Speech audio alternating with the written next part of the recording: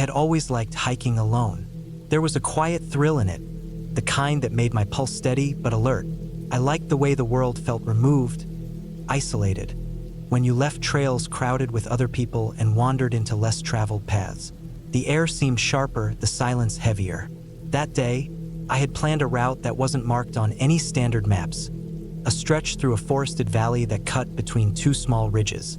I had studied aerial images and trail reports online, and I felt confident that I could manage it. I packed lightly but sensibly, a backpack with water, high-calorie snacks, a first aid kit, a knife, a flashlight, spare batteries, a map, a compass, and a warm jacket, since the temperatures could drop quickly as the sun lowered. I left early, before sunrise, the cold air sharp on my face as I drove the small distance to the trailhead. The morning was crisp, and the forest greeted me with the smell of wet earth and pine. I started off quickly, boots crunching over fallen leaves, a rhythmic pace I had always liked. For the first few hours, the trail was manageable. The path wound gently, rising and falling with the terrain, with occasional clearings where the sun spilled through the trees in long, thin shafts. I paused occasionally to drink water and check my map, to mark landmarks. Nothing felt unusual. Birds called above, and the wind rustled through the branches. I was alone but comfortable in that solitude, always listening for the faintest hint of movement. I hadn't gone more than 4 or 5 miles when I decided to leave the well-worn path. My plan was to follow the small stream that appeared on the map, winding down toward the valley floor. The trail, there was nothing more than a vague indentation in the undergrowth, and soon I was stepping over fallen logs, ducking under low branches, and pushing aside wet ferns. My boots sank slightly in the mud, and I had to be careful with each step because rocks and roots were slick from recent rainfall. The stream was narrow but constant, a whispering presence, and I decided to keep it on my left as I navigated. First, it was exciting. I liked the challenge of uneven ground, the feeling of being somewhere truly wild. My mind was focused, alert, aware of every sound. I noticed birds dropping from branches, insects buzzing around, the faint splash of small fish in the water. The light changed as I descended deeper into the valley. Trees grew taller and closer together, their branches thick with moss, and the air became damp, almost heavy with moisture. Shadows formed thick lines across the forest floor, making it harder to distinguish rocks from roots. I tightened my backpack straps, adjusted my jacket, and kept moving. After a while, I realized I hadn't seen any human footprints for a long time. Not that this worried me at first. The area was remote. I hadn't expected anyone else to be there. But the further I went, the more I noticed how isolated it really was. The forest seemed denser, and the stream became a trickle, weaving around boulders and fallen trees. Then I stumbled on something small but alarming, a boot print. At first, I thought it must have been an animal, but the shape and size were unmistakable. Human, fresh. The mud was soft, and the print was clear. My pulse quickened slightly. I wasn't panicking, but a subtle unease settled in my stomach. Whoever had been here before me was close by. I decided to keep moving, keeping the sound of my own movement in mind. The forest had changed again. The trees were taller, straighter, forming a dense canopy overhead, filtering the light into a permanent twilight. Moss and ferns covered nearly every surface, and the ground was uneven, with hidden roots and loose stones. The stream was barely a trickle now, just a series of small pools with jagged rocks separating them. I carefully stepped from stone to stone, trying not to slip, feeling a steady tension in my shoulders. Every crack of a branch, every rustle of leaves, seemed amplified. It was around mid-afternoon when I realized that I had lost the stream entirely. There were no obvious signs of it, and my attempts to follow its path were blocked by fallen trees and thick undergrowth. I checked my map and compass and realized that I had drifted eastward, deeper into the unmarked area. The forest was silent except for the occasional drip of water from leaves and the distant call of a bird. The thought struck me sharply. I had no one to call if something went wrong. My phone had weak reception from the moment I had left the main trail, and now it was virtually useless. I had to navigate on my own. I decided to climb a small rise to get a better view. The incline was steep and covered in loose rocks and thick moss, making every step a potential slip hazard. I moved slowly, using my hands to steady myself. When I reached the top, I could see a faint clearing ahead, but it was small and surrounded by steep ridges. There was no sign of the trail or the stream, and I realized I was in a kind of natural pocket, isolated by terrain that would be difficult to cross. I felt the first real pangs of anxiety. I had been confident in my planning, but now I was aware of how quickly things could go wrong. I tried to retrace my steps, but the forest was disorienting. Every tree looked the same. The moss-covered trunks, the thick ferns, the low-hanging branches, they all blurred together. I tried to keep my bearings with the compass, moving slowly, carefully, but the terrain was punishing. Loose rocks shifted under my weight, and I had to leap over deep patches of mud and under fallen trees. I realized that a single wrong step could result in a broken ankle or worse. My backpack felt heavier with each movement, and the sweat in the damp air made my jacket uncomfortable. As the hours passed, my water ran low, and the food I had packed felt insufficient for the effort I was exerting. I was exhausted but knew that stopping for long was dangerous. The sun was beginning to lower in the sky, and shadows stretched across the ground. I could hear the wind picking up through the trees, a cold whistle that made the hair on my neck stand on end. I tried to focus on each step, on each careful placement of my feet, but the tension in my body made even simple movements feel draining. I spotted another small clearing and decided to rest briefly. I sat on a fallen log, drained my water bottle, and checked my supplies. I had barely enough to last another day if necessary, but I hoped it wouldn't come to that. I ate a small energy bar and forced myself to take slow, deep breaths. My mind was alert to every sound. The snap of a branch, the flutter of a bird, the distant trickle of water. I couldn't shake the feeling that I wasn't alone. That boot print I had seen hours ago came back to me. Maybe it was an old print, but maybe someone else was in the area. Night fell faster than I expected. The forest became nearly black, the trees blocking out the remaining light. I turned on my flashlight, the beam cutting through the darkness in a narrow cone. Shadows leapt around with every movement, making me jump at sounds that were probably just the wind. I realized I had to find higher ground or a clear area to rest safely. The uneven, hidden terrain made me nervous about lying down anywhere. I couldn't afford a fall or injury now. I climbed another ridge, the path treacherous with loose stones and mud. At the top, I finally found a small plateau, relatively flat and free of obstacles. I set up a temporary resting place using my jacket as a ground layer. I ate another small snack and drank the last of my water, rationing carefully. The night was quiet, unnervingly quiet, except for distant rustling in the underbrush. I could hear small animals moving around, but there were moments when the silence was absolute. I tried to sleep, but my mind kept turning over every possibility. Missteps, falls, getting lost completely, running into someone else who might be dangerous. Morning came slowly. The sky lightened, and the forest revealed itself again, dark greens and browns illuminated by soft sunlight. I rested briefly, then checked my map and compass again. I realized that the ridge I had climbed was part of a natural barrier, but beyond it, the terrain descended toward a larger creek marked on the map. If I could reach it, I might find a trail or at least easier ground to navigate. I packed up and started the descent carefully, testing every rock, every patch of mud. The descent was dangerous. Loose rocks shifted under my feet, and I slipped once, scraping my arm and knee, leaving streaks of blood. I gritted my teeth and kept moving, aware that panic now could be deadly. The forest seemed endless, dense and unyielding, but eventually, after hours of careful movement, I heard water, a steady, clear sound. I followed it, keeping low and careful, until I reached a larger creek. The relief was immediate.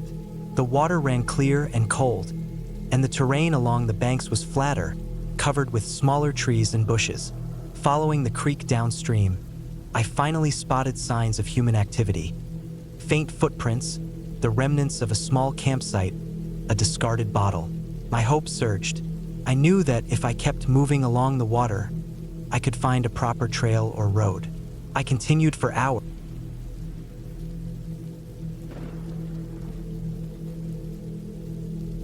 I had been planning this hike for months. The trail I chose was known for being isolated and challenging, winding through dense forests and rocky ridges far from any roads or towns. I liked that kind of solitude, the sense that I was completely alone with nature, and I had always felt more at peace on trails where the occasional hiker passed only once in a while. The map I printed was dog-eared from my constant study, and I had checked every detail. The distance, the elevation, water sources, potential campsites. I was confident, but I knew better than to underestimate the wilderness. The morning of my departure, I woke before sunrise. I double-checked my pack: water, food, first aid, compass, extra layers of clothing, a flashlight with fresh batteries, and a sturdy knife. I didn't need to rush. The trailhead was over an hour's drive from my apartment, and by the time I arrived, the sky was beginning to glow faintly with light, the air crisp and sharp with the kind of coolness that only existed before the sun fully climbed the horizon. I parked in the gravel lot, the tires crunching on loose stones, and looked around. There were no other cars, no signs of life, just trees and the quiet hum of the forest waking up. I should have taken that as a hint. I started down the trail at a steady pace. At first, it was familiar territory. Gentle slopes, soft earth under my boots, birds calling from the trees.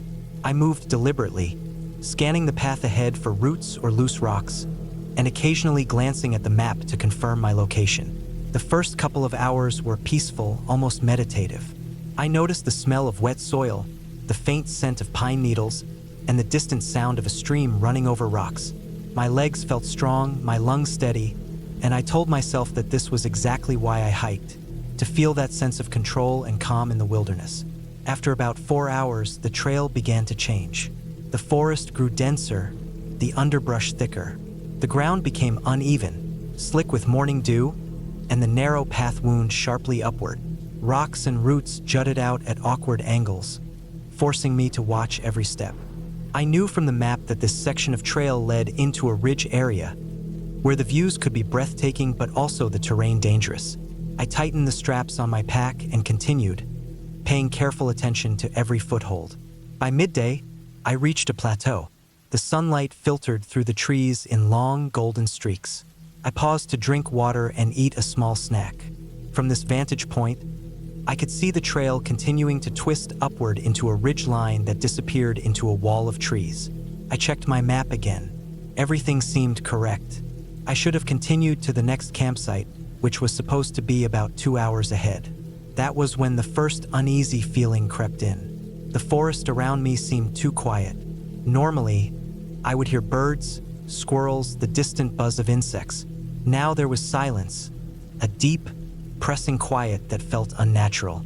I tried to dismiss it as my imagination. I had read about the psychological effects of isolation on hikers. Your mind starts to play tricks when you are alone too long. I shook it off, adjusted my pack, and began the climb again. The trail steepened sharply, large rocks forming natural steps.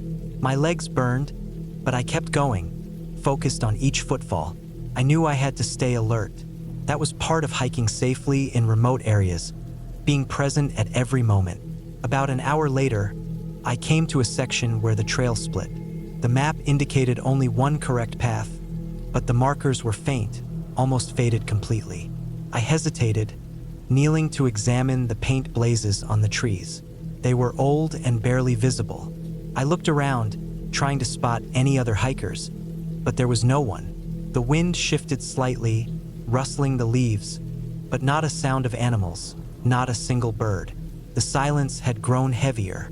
I took a deep breath and decided to trust my instincts and follow the path that aligned most closely with the map's contour lines.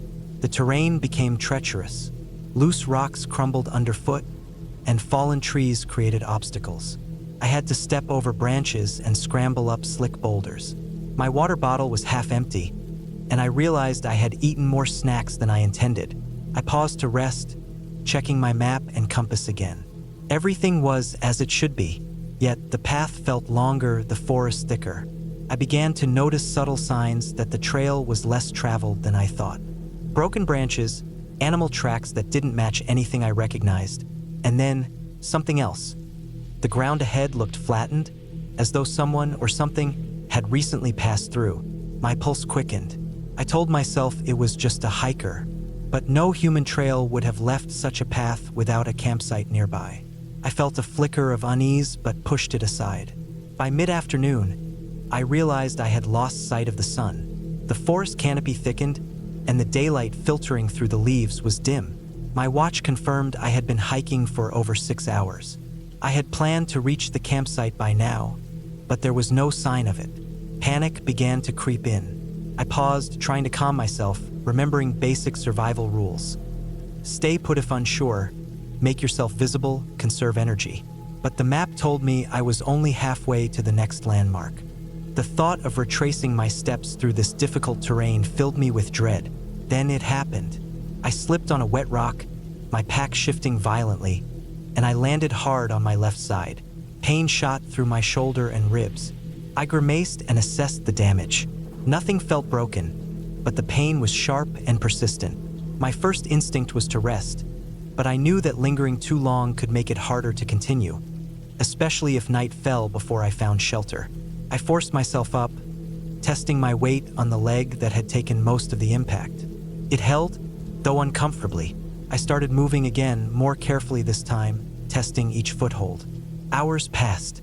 The forest seemed endless, the trees forming an impenetrable wall on all sides. My legs were sore, my arms tired from gripping rocks and branches to steady myself. The initial calm of the hike had completely vanished. I felt trapped, like the forest itself was closing in. I started to notice other signs, deep scratches on tree trunks that looked recent, as though an animal had moved through, and faint, irregular tracks in the dirt. My mind immediately imagined the worst. A bear, maybe a mountain lion, but rationally, I knew I had been careful to make noise earlier and avoid attracting predators. Still, fear gnawed at the edges of my thoughts. Dusk approached. The sky barely broke through the canopy, casting long shadows across the ground. I realized I had to find a safe place to stay for the night. I spotted a small clearing, enough space for me to set a temporary camp. It was risky. The trail wasn't close, and I had no cell signal. I gathered dry branches and leaves, creating a makeshift sleeping area. I set my flashlight beside me and wrapped myself in my jacket. Hunger and fatigue weighed heavily, but the fear of being exposed in the dark pressed even harder. I checked the surrounding area repeatedly. Nothing moved, nothing breathed except me. Night settled fully. Sounds I hadn't noticed during the day came alive. Distant cracking of branches, the rustle of small animals, the occasional hoot of an owl. Every sound made me tense. I tried to remain still, listening carefully, reminding myself that movement and noise were sometimes the best protection. Sleep came fitfully, interrupted by strange noises, my body stiff from exhaustion. I kept one eye open, fully aware that I might have to flee or defend myself if necessary. Morning arrived, pale and gray. I felt stiff, sore, and hungry, but the daylight brought relief. I packed up my makeshift camp and retraced my steps along the trail I had been following. I carefully marked each landmark I recognized so I could avoid getting lost again. The forest, though still dense, seemed less threatening in daylight. I focused on my route, slow but steady, one step at a time. By mid-morning, I reached a creek I had identified on the map. It gave me hope. Water meant a familiar reference point, and I could refill my bottle. I drank sparingly, aware of how much longer I might be on the trail. Following the creek downstream, I finally spotted a faint trail marker, almost obscured by overgrowth. Relief flooded me, though I knew better than to assume the danger was over. I stayed vigilant, alert for anything unusual. Several hours later, I emerged from the dense forest onto a wider, clearer trail. The terrain became easier and the elevation leveled out. I could hear the faint hum of traffic in the distance, signaling civilization. My pace quickened as fatigue and fear pushed me onward. Finally, I reached the main trailhead where my car was parked. I sank onto the gravel, my body aching, dirt-streaked and bruised, but safe. I checked my watch. I had been hiking almost 12 hours since the morning. That day taught me something I had not fully understood before. The wilderness is beautiful, but it is also unpredictable. Planning, preparation, and awareness.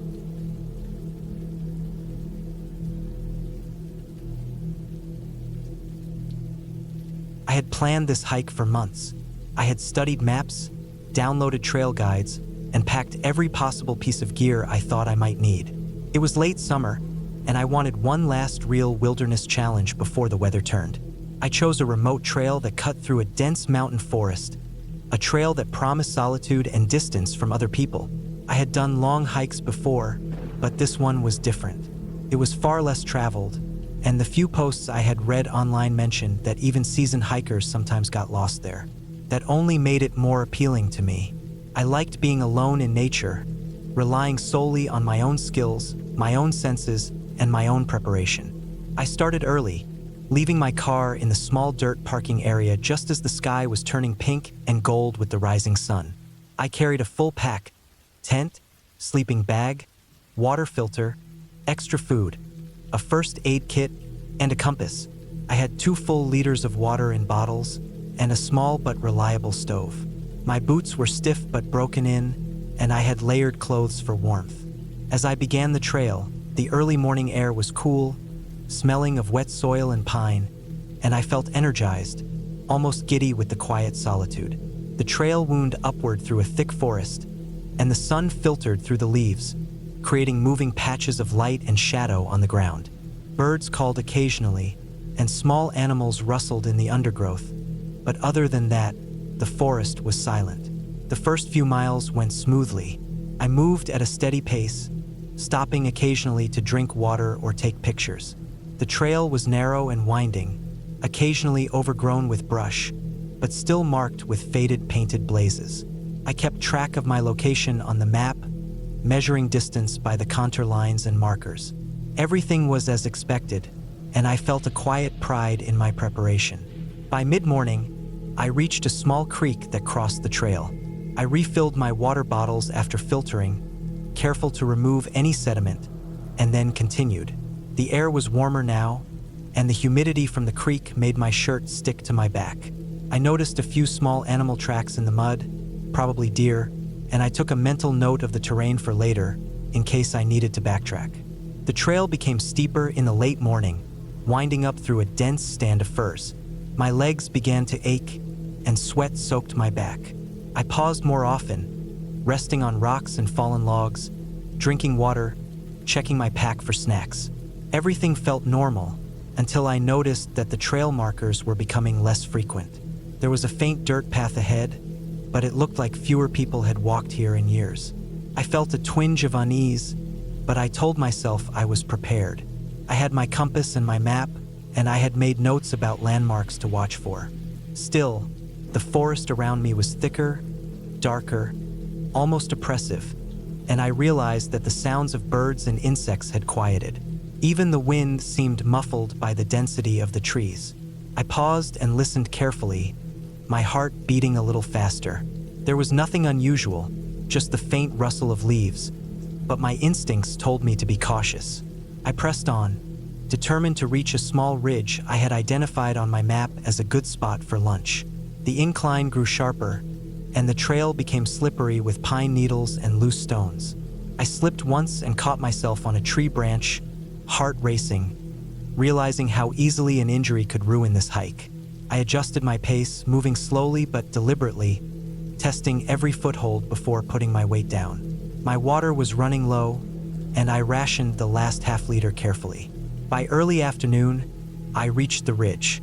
The view was stunning, mountain peaks stretching into the distance, the forest below a deep green carpet, and the sky a crisp, clear blue. I sat down on a large rock, ate some of my trail mix, and rested, drinking the last of my water. I felt a sense of accomplishment, but a lingering anxiety remained. Something about the isolation was pressing, subtle but real. After a long rest, I decided to continue. My plan was to reach a small lake further along the trail where I could camp overnight. The trail to the lake was supposed to be another 3 miles, mostly downhill. I checked my map and compass and set off, descending carefully. But soon, I realized the trail was becoming indistinct. The painted markers had disappeared entirely, replaced by faint ruts and animal tracks. I thought I could follow the path using the contour of the land, but as I went further, I noticed that the forest floor had no distinct trail at all, just thick undergrowth. I stopped and looked around, trying to locate a recognizable landmark from my map. The ridge I had left was now partially hidden by trees, and I had no clear point of reference. My stomach tightened. I realized I could be going the wrong way. I double-checked my compass. North was where it should be, but the landscape didn't match what I expected from my notes. I made a choice to push forward in the direction I thought was correct. First, it seemed to work. The ground sloped downhill gently, and there were occasional small clearings. But after nearly an hour, I realized I had passed the stream that should have led to the lake. The forest was thickening again, the undergrowth scratching at my legs, and the light was beginning to fade. Panic started to creep in. I told myself to calm down. I took out my compass and map again, retracing the steps I had taken mentally. I realized that I had misjudged the angle of descent. I was off the trail, completely. The feeling of isolation that had been a mild tension before now became real fear. There was no one around, and I was unsure which direction to go. I took a deep breath, knowing that making a rash move could make things worse. I decided to stop moving for a moment and analyze my situation. I found a relatively open patch, sat down, and drank the last of my water. My pack felt heavier than ever, the weight of uncertainty pressing down. I had enough food for another day, but without water, I could not risk a long push in the wrong direction. I considered my options. I could try to retrace my steps uphill back to the ridge and hope to find the main trail. Or I could continue downhill, hoping to eventually intersect the lake trail. Both choices carried risk. Going uphill would be exhausting and slow, and I was already tired. Going downhill could take me further from the trail entirely into uncharted terrain. I chose to climb back to the ridge. I reasoned that the higher ground would give me a better vantage point, and I could potentially see the lake from above. It was physically grueling, but I forced myself to move one careful step at a time. Hours passed as I climbed. The forest was dense, my hands gripping roots and tree trunks for support. My legs ached, and my shirt was soaked with sweat. I paused frequently, both to catch my breath and to scan the treetops for any sign of open land or the glint of water. The light was fading faster than I had anticipated, the sun now low and orange through the branches. Shadows stretched long, and I realized I could not make much progress in darkness without risking injury. My mind raced with worst-case scenarios. Twisting an ankle, sliding down a slope, spending the night exposed. I reminded myself that panic would not help, that careful, deliberate action was necessary. Eventually, I reached a small clearing atop a ridge. The view was limited, blocked by tall firs, but I could see a faint glimmer through the trees. My heart leapt. I crawled closer, careful not to trip, and confirmed that it was water reflecting the last rays of sun. The lake. It was smaller than I had imagined, partially hidden behind a thicket of trees, but it was there. I felt a surge of relief. I still had to find a safe way down to it, but knowing the destination existed was enough to calm my mind slightly. I spent the next half hour finding a narrow animal path that descended toward the water. It was steep and treacherous, with loose rocks and branches, but moving slowly and deliberately, I managed to reach the lake as the sun dipped below the horizon. By the time I arrived at the water's edge, it was nearly dark. I set up my small tent on a flat patch of grass near the lake, carefully avoiding loose stones or damp ground. I boiled water from the lake using my filter and stove, prepared a simple dinner of dehydrated food, and drank as much as I could. The night settled in quickly, and the forest noises became more pronounced. The rustle of small mammals, the occasional distant call of an owl, the sound of wind through the trees. I lay in my sleeping bag, exhausted but alive, my heart still racing from the day's ordeal. I reflected on the mistakes I had made, overconfidence, reliance on vague memory instead of careful navigation, pushing too far without frequent checks, and resolved to do better tomorrow. I fell asleep, my body and mind drained. The next morning, I awoke to mist rising from the lake and a soft, damp chill in the air. I felt sore, every muscle aching, but I knew I had to continue.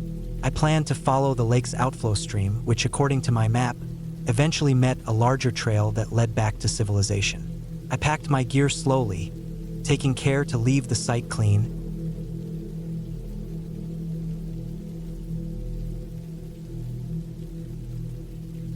I had been planning the trip for months.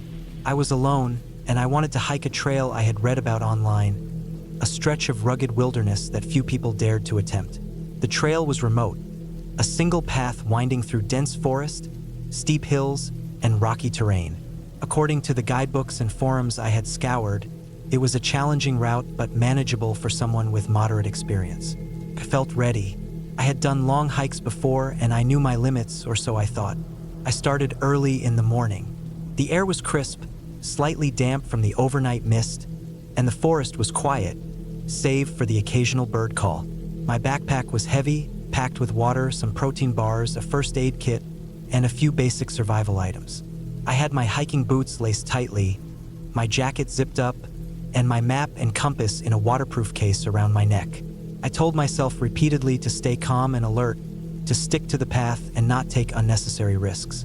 The first few hours went smoothly. The trail was narrow but clearly defined. I passed through groves of tall pine trees, the sunlight filtering through the needles in thin streaks. Every step on the soft, moss-covered ground felt solid, and every small sound, the rustle of leaves, the snap of a twig, kept me alert.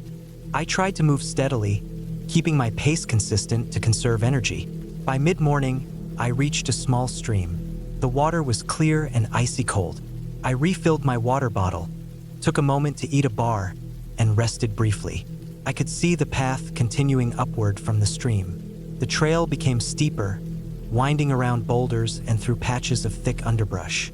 My legs began to ache, and my lungs burned slightly from the exertion, but I pressed on. The trail markers became less frequent, small painted blazes on trees that were sometimes half hidden by moss or fallen branches. I made a mental note to keep track of every turn and junction, wary of losing my bearings. As the sun climbed higher, the forest grew denser. The trees were closer together, and the undergrowth thickened. At one point, the path disappeared under a tangle of fallen trees and roots. I had to crawl over a large log and carefully pick my way around a fallen pine that blocked most of the trail. I checked my map repeatedly, confirming that I was still on track. The isolation was starting to weigh on me. I was used to hiking alone, but there was something different about this place. The forest felt closed in, almost suffocating. The silence was heavy, broken only by distant bird calls or the occasional rustle of a small animal. By early afternoon, I realized I had underestimated the trail.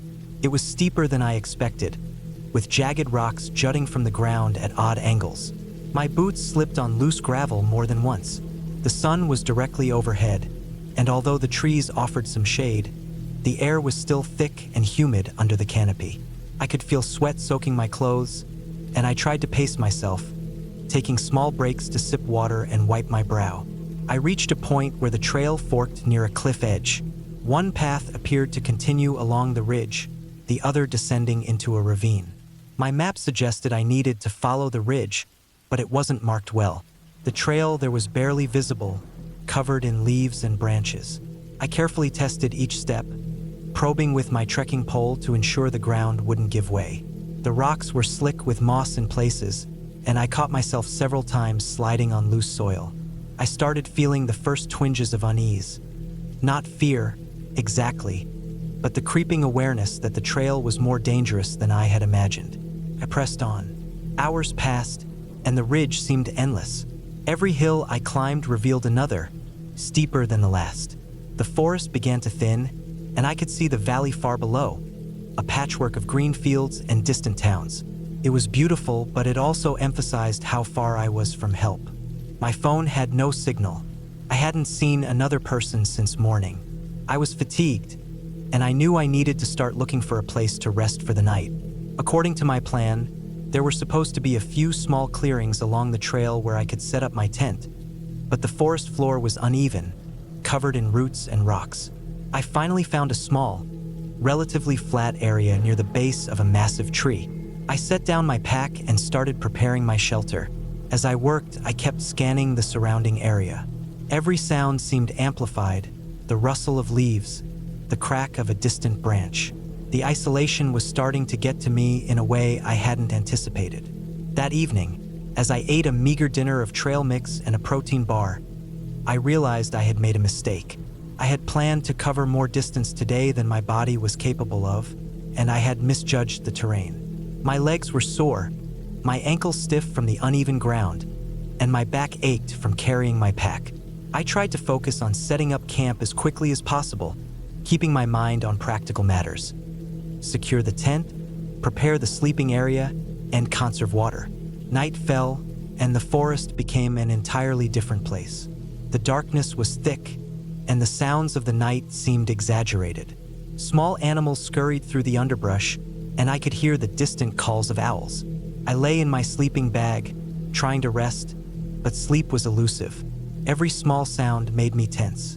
I had a flashlight and extra batteries, but I kept it off to conserve power, relying instead on my eyes adjusting to the dim moonlight filtering through the trees. I woke in the middle of the night to the sound of movement near my camp. My heart started racing. I was alone, and I had no idea what had caused the noise. I reached for my flashlight, and when I turned it on, I saw a shadow flit across the edge of my clearing. I froze, telling myself it was probably a deer or a raccoon, but I couldn't shake the tension. I double-checked my tent, making sure it was secure, and tried to focus on breathing steadily. I had to stay calm. Panic would only make the situation worse. Morning came slowly. I felt drained but relieved that nothing had approached my camp overnight. I packed my belongings carefully, double-checking that I had everything. My legs were stiff and my feet were sore, but I pushed forward. The trail was still treacherous, with steep inclines and rocky surfaces. I had to climb over fallen logs and navigate narrow ledges along the side of cliffs. My attention never wavered, scanning each step carefully, testing the stability of the ground before committing my weight. Around midday, I made a critical error. I misjudged a patch of loose gravel on a steep incline. My foot slipped, and I nearly tumbled down a small ravine. I caught myself on a jagged rock, scraping my forearm and twisting my ankle. Pain shot through my leg, sharp and immediate. I took a moment to assess the damage. My ankle was swollen and unstable. I could move, but cautiously. I knew I had to slow down and take extreme care. Every step was deliberate, testing the ground, ensuring I had solid footing.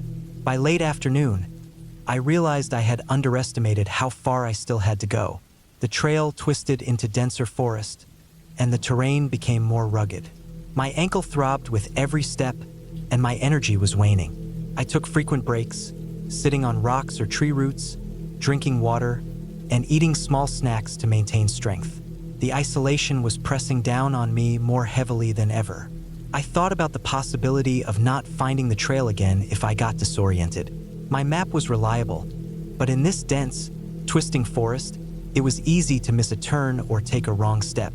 The forest seemed endless. The path sometimes vanished into thick undergrowth, forcing me to bushwhack around obstacles. I had to climb over large fallen trees and navigate steep slopes. Each step required full attention, and I could feel my body straining. My backpack felt heavier with every mile. My hands were scraped from pushing through branches and brambles. The sun began to dip lower, and shadows stretched long across the forest floor. I realized I had little time to find a safe place to camp again. I eventually found a small clearing near a gentle slope where I could rest. I set up my tent with careful precision, making sure it was anchored firmly. My ankle was swollen, and I could barely walk without a noticeable limp. I took the time to clean my scrapes as best I could and bandage them. The night fell quickly, and I lay in my sleeping bag, exhausted, sore, and anxious. Every sound in the forest seemed amplified, but I told myself that I was alert and prepared. I went to sleep slowly, trying to conserve energy for the next day. The following morning, I awoke stiff and sore, but the sun was shining, and I knew I had to push forward. The forest was dense, and I moved slowly along the trail, testing each step with my trekking pole. My ankle was painful, but I managed to keep a steady pace. By mid-morning, I reached a small creek. The water was cold and refreshing. I drank and refilled my bottle, then carefully crossed the slippery rocks, my ankle protesting with every movement. I felt a glimmer of hope. The trail eventually led to a more open area, and I could see signs of a larger path descending into the valley below. By late afternoon, I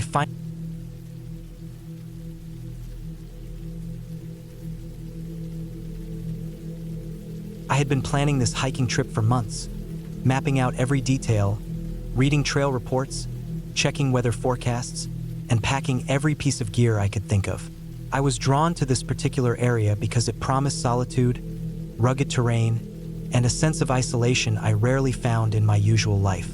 The forest I had chosen was thick, old, and dense with trees that blocked out most of the sun even at noon. I wanted to disappear into it, to experience the quiet and the challenge, to test myself. I had no expectations of danger beyond the normal risks of hiking, but I suppose that is always where things start in the mind that assumes control. I began the hike early in the morning. The sun was low but strong, the kind of golden light that makes shadows deep and the forest feel almost unreal. My backpack was heavy, but not too much, just the essentials: water, food, first aid, a compass, map, flashlight, knife, extra clothing.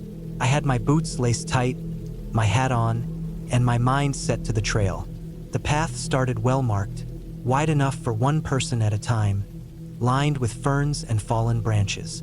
The air was crisp, smelled of pine and damp soil, and carried the faint sound of a distant creek. I moved deliberately, listening to every crack of a twig underfoot, every rustle in the brush, feeling the rhythm of my own breathing. For the first few hours, everything was as expected. The incline was steep in parts, but manageable. I passed by enormous moss-covered rocks and old tree trunks, imagining the stories they could tell, the centuries they had stood. I drank water regularly, checked my map, and noted landmarks. Occasionally, I would hear distant calls of birds, the snap of small animals moving in the underbrush, the low hum of insects. These sounds were comforting in their familiarity. I felt prepared.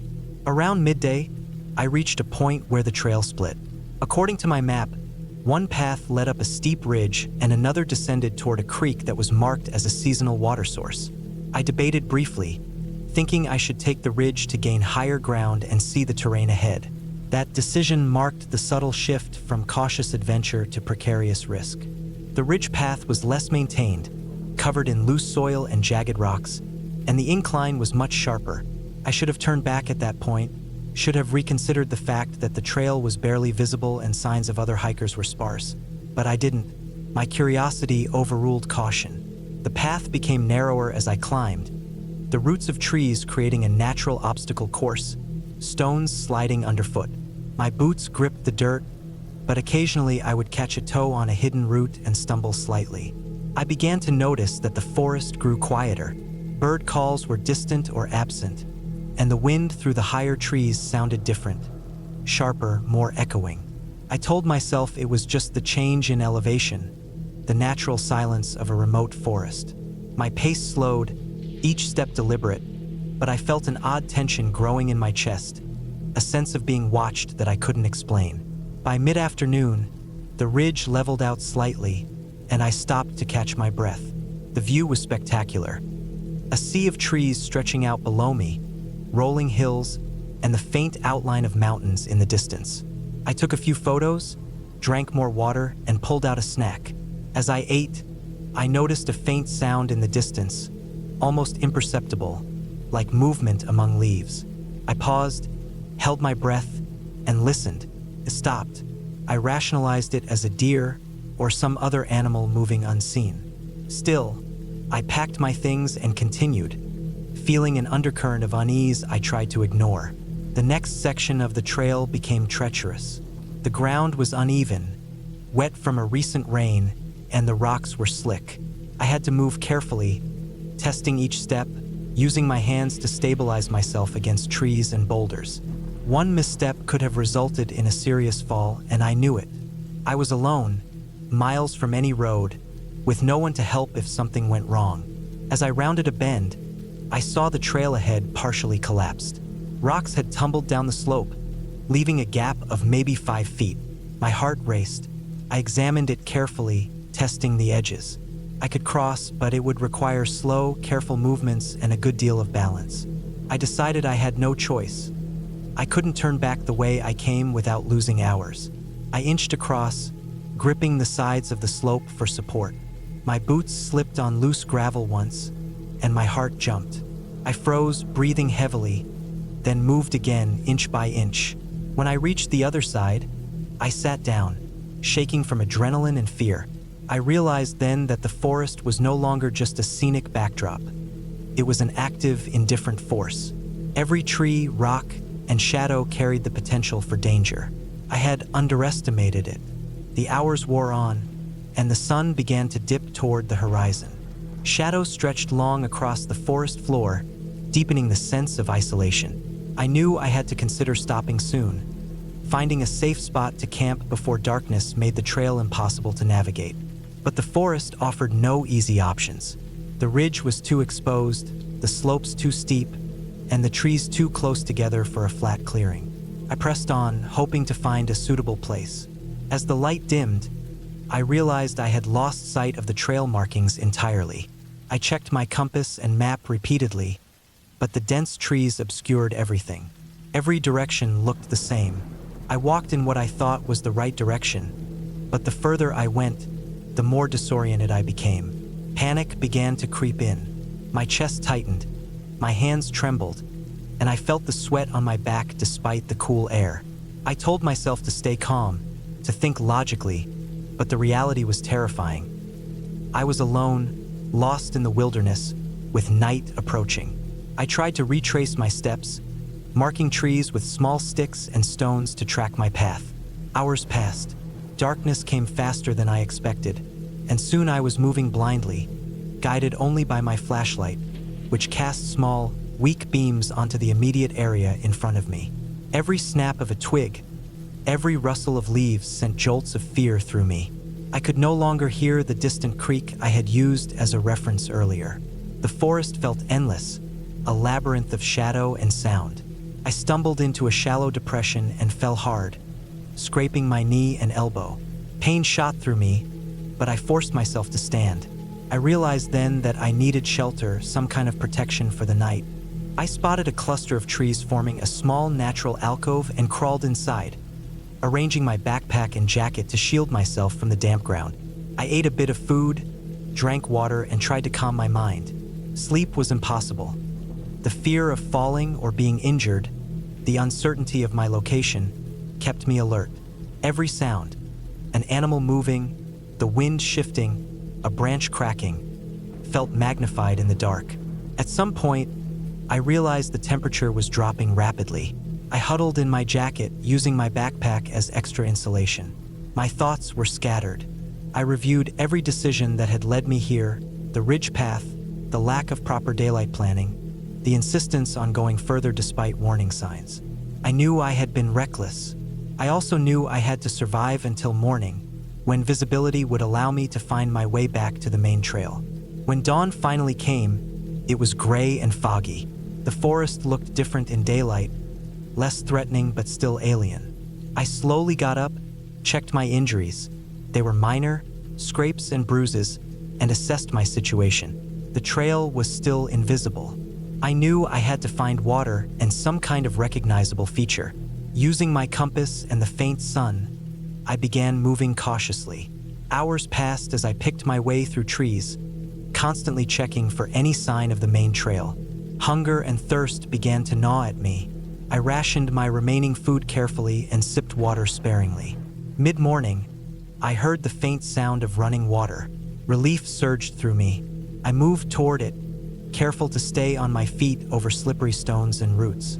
Soon, I reached a small stream, and as I drank and washed my face, I noticed tracks.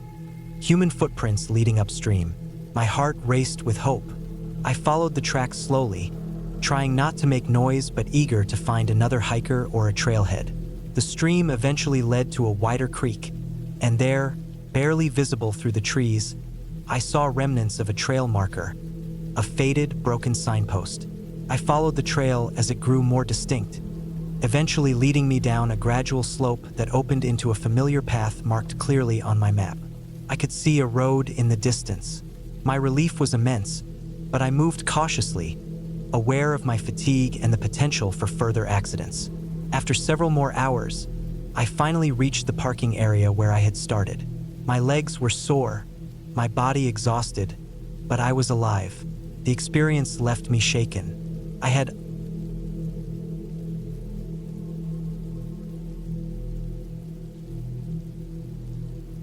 always thought I was an experienced hiker. I had done long trails in summer, icy paths in winter, and everything in between. But nothing, absolutely nothing, could have prepared me for the day I went hiking alone in the Ridgewood Wilderness. It was a place I had driven past countless times, often staring out the car window at its dense, uneven forest, its steep ridges that seemed to split the sky. I had heard stories of hikers getting lost there, but I had always felt confident in my navigation skills. Maps, compass, GPS, the works, I considered myself prepared for almost anything. That day, though, would teach me how easily almost anything could turn into a nightmare. I started early in the morning, driving up a winding, cracked road that ended at a small parking area, the kind where you feel the wilderness swallowing the small amount of civilization around it. The air was crisp, smelling faintly of wet soil and pine. My backpack was heavy with the usual: food, water, first aid, rain gear, and an emergency blanket. I wore sturdy boots, thick socks, and layered clothes because mornings in Ridgewood could be freezing even in the late spring. The sun was just rising, spilling orange and pink light through the treetops, and I felt that typical mix of excitement and calm anticipation that comes with starting a long hike. The trailhead was marked, but it didn't take long for the path to start narrowing. Roots crisscrossed the dirt trail, and rocks protruded at sharp angles. The sound of my boots crunching against the earth seemed amplified in the quiet forest. Birds chirped overhead, and somewhere a stream babbled. For the first 2 hours, the hike was peaceful, almost meditative. I kept a steady pace, glancing occasionally at the GPS on my watch, tracking my elevation and distance. The path started climbing, the incline steeper than I had expected. My breathing grew heavier, and the sweat under my layers began to chill my skin with the occasional gust of wind. Around mid-morning, I reached a ridge that offered a sweeping view of the valley below. Mist clung to the trees, making the landscape look like something from a painting. I stopped to drink water and eat a small snack. That's when I noticed something strange. There was a set of footprints, partially obscured by fallen leaves, leading off the main trail. They were large and deep, as if someone or something heavy had passed that way recently. At first, I thought it might have been a hunter or another hiker, but there were no other signs. No litter, no broken branches, no scent of campfire. I considered ignoring them, but curiosity, along with a desire to see less traveled parts of the forest, made me follow them. The trail quickly became less distinct. The underbrush thickened, and I had to push past branches and vines. My pace slowed significantly as I tried to avoid tripping on hidden roots and rocks. The deeper I went, the quieter the forest became. Birds disappeared, the wind seemed muted, and even the distant sound of a stream faded. I reached a small clearing, and the footprints stopped abruptly. I scanned the area, half expecting to see another hiker emerge. There was nothing, no tracks leading out, no sign of anyone, just the trees, the uneven ground, and the occasional rustle of leaves. I felt a sudden unease, the kind that settles low in your stomach, making your pulse quicken. I told myself to stay calm. Hikers get disoriented, that's all. I decided to retrace my steps, back to the main trail.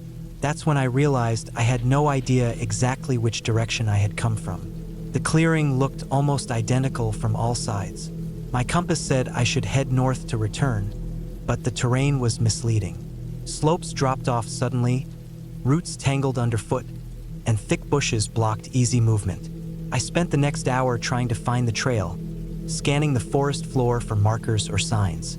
Then I heard it, a low, heavy cracking sound, like a tree branch breaking under weight, but it came from a distance and it moved. My first instinct was to freeze. My heart pounded so hard I could hear it. The sound came again, closer this time. Something was moving through the forest, big, deliberate, heavy. I tried to tell myself it was just an animal, a deer, maybe a bear, but I had read enough about Ridgewood to know bears usually avoid hikers unless provoked. Still, I couldn't see anything. I started moving, cautiously, keeping my backpack straps tight and my head low.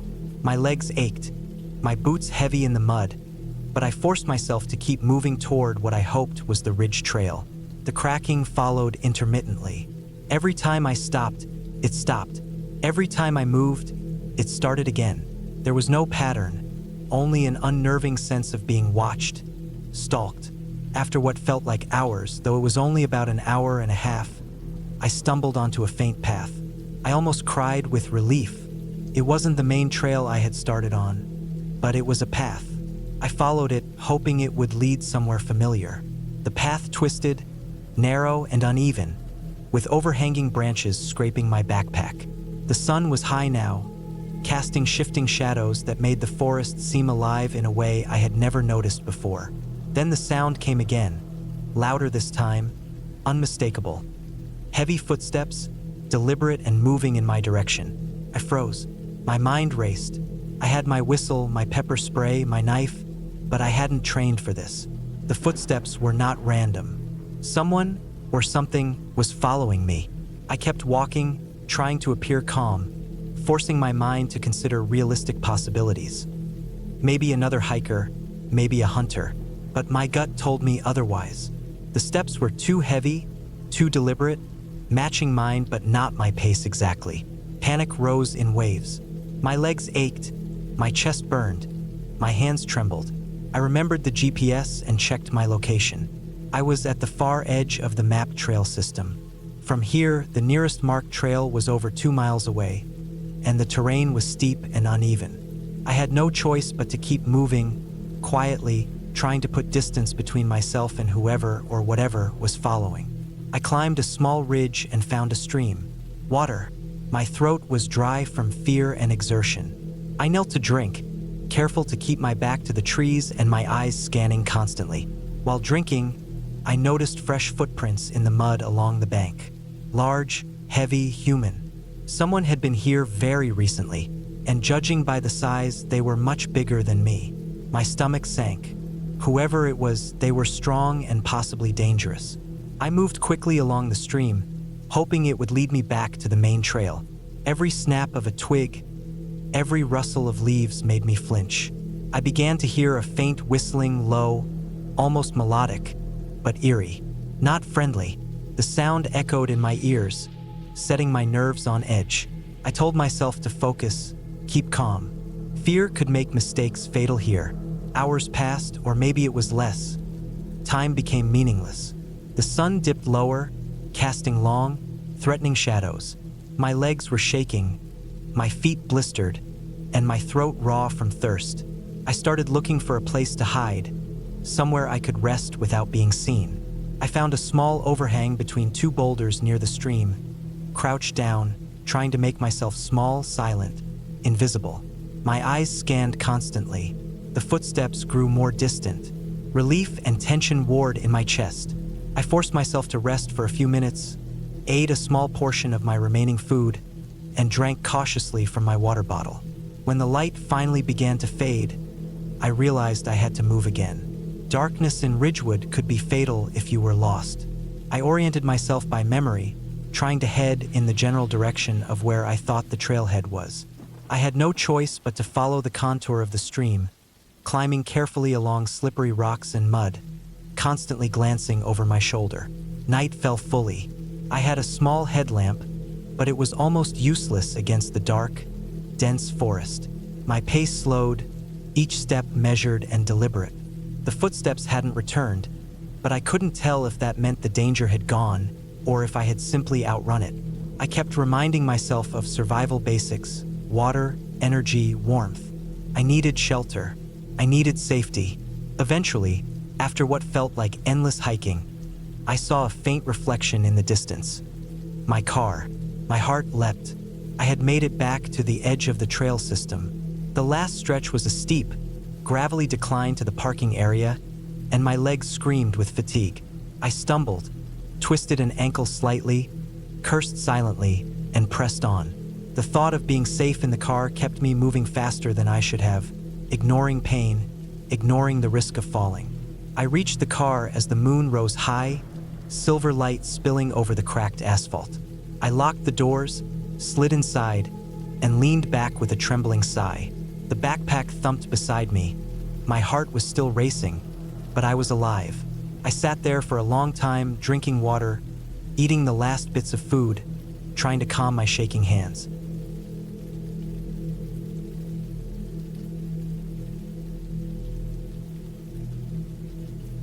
I had been planning this hike for months, studying maps, reading trail reports, and checking weather patterns to make sure everything would go as smoothly as possible.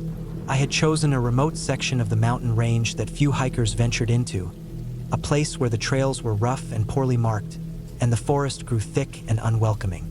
I told myself it was about solitude, about testing my limits and pushing my endurance, but I also knew part of me wanted the adrenaline, the quiet fear that comes when a person is truly alone in the wilderness. I had all the right gear, or at least I thought I did. My backpack loaded with water, food, first aid supplies, a compass, extra batteries, and a small flashlight, though I hoped I wouldn't need it. I had even printed a map from a recent satellite image, cross-referenced it with old trail guides, and memorized the landmarks. Everything should have been perfect. I set off early in the morning, the sun barely over the horizon, the air still crisp with the cold edge of the night. The forest welcomed me with the smell of wet earth and pine, the quiet hum of insects starting their daily work. The first hours passed uneventfully. I hiked steadily, following the faint trail that wound through thick underbrush and occasional clearings where the trees gave way to rock outcroppings. My backpack pressed against my shoulders, my boots crunched over fallen leaves, and I felt a strange mixture of exhaustion and exhilaration. I paused occasionally to drink water and check the map, but everything seemed to match up perfectly. By mid-morning, I had reached a narrow ridge where the trail disappeared briefly, leaving only a faint animal path winding between boulders and fallen logs.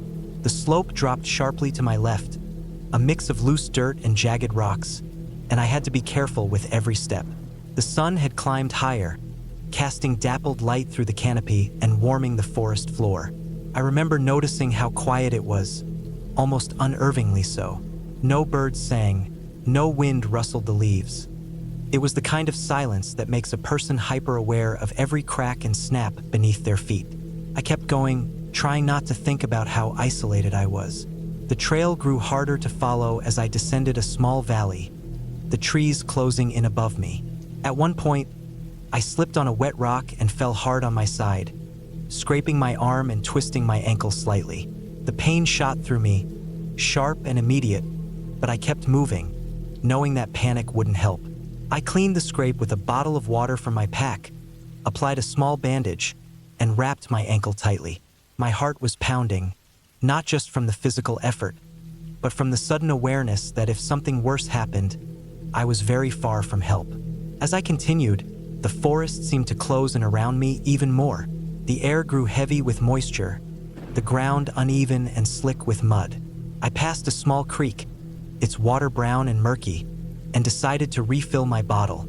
The moment I knelt by the water, I heard it. A soft rustling behind me, too deliberate to be the wind or a small animal. My head snapped up, scanning the underbrush, but I saw nothing. I told myself it was a deer, or maybe the wind, but the feeling of being watched wouldn't leave me.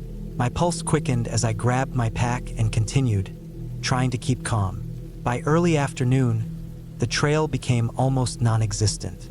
I had to scramble over fallen logs, push through thorny bushes, and occasionally use my hands to steady myself on steep slopes. I felt the weight of isolation more heavily now. I hadn't seen another hiker all day, and my cell phone had no signal. The thought that I could be lost or injured in a place this remote pressed down on me. I tried to keep perspective, using landmarks and the map to reassure myself that I was on the right path. But doubt had started to creep in. Then it happened.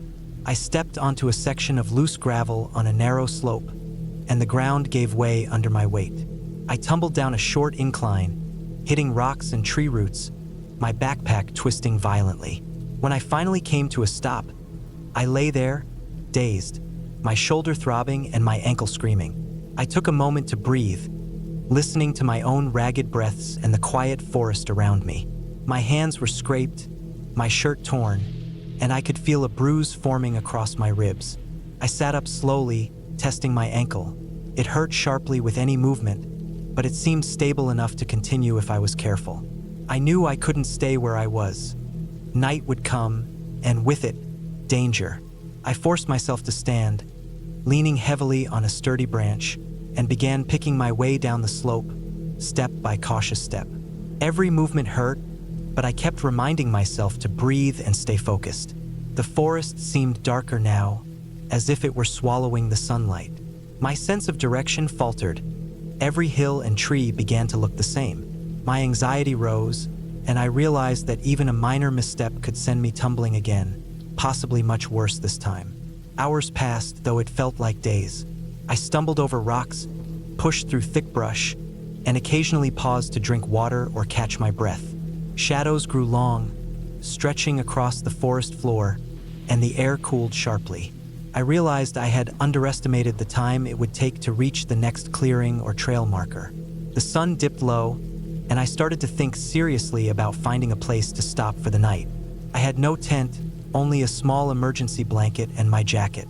My backpack contained a few energy bars, but it wasn't enough for a long night in the cold. I finally came across a small grove surrounded by dense trees. It wasn't flat, but it would have to do. I cleared a spot as best I could, using branches and leaves to make a bed. I wrapped myself in the emergency blanket, trying to keep warm, and ate a few bites of food. My body was exhausted, sore, and stiff, but I forced myself to think clearly. I checked my compass and map, trying to orient myself for the next morning. I realized I had drifted off course slightly, but I could correct it with careful navigation. I also knew that staying put until sunrise was the only safe option. That night was terrifying. Every sound seemed amplified: the wind through the trees, the creak of branches, the distant howl of an animal. I imagined every possible danger, from a sudden storm to a wild animal wandering too close. My body was tense, my senses heightened to every movement. Sleep came in short, uneasy bursts, and I woke repeatedly, listening and waiting. When the first light broke through the canopy, I felt a small measure of relief. The next day, I moved slowly, taking extra care with every step. I had to descend a series of steep slopes to reach a river valley where I could find a clearer path. My ankle hurt with every movement, and my shoulder throbbed. I relied heavily on my walking stick to balance and tested every rock before stepping. The forest was still dense, but I recognized a few landmarks from the previous day. By midday, I reached the river, its water clear and fast-moving. I followed the bank, using it as a guide. The sound of rushing water was reassuring, a natural marker that I was moving in the right direction.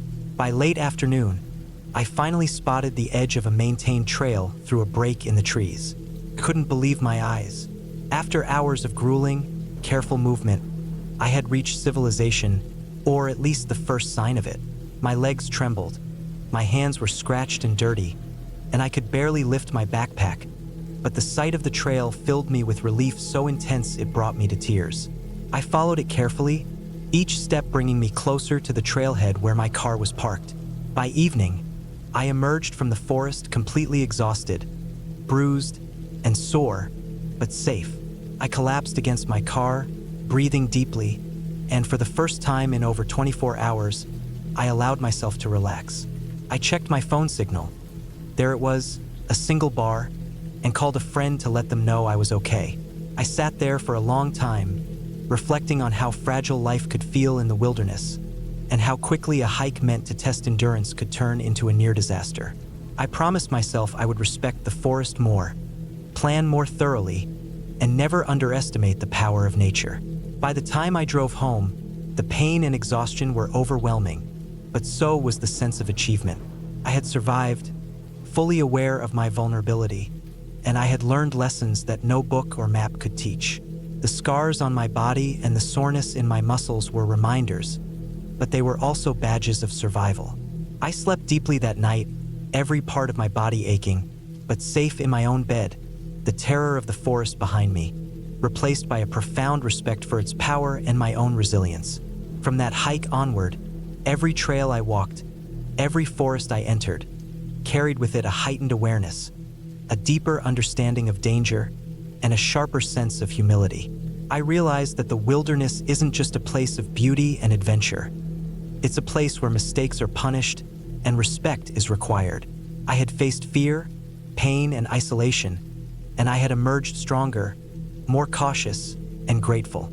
That hike remained the most frightening experience of my life, but also one of the most formative, a stark lesson in endurance.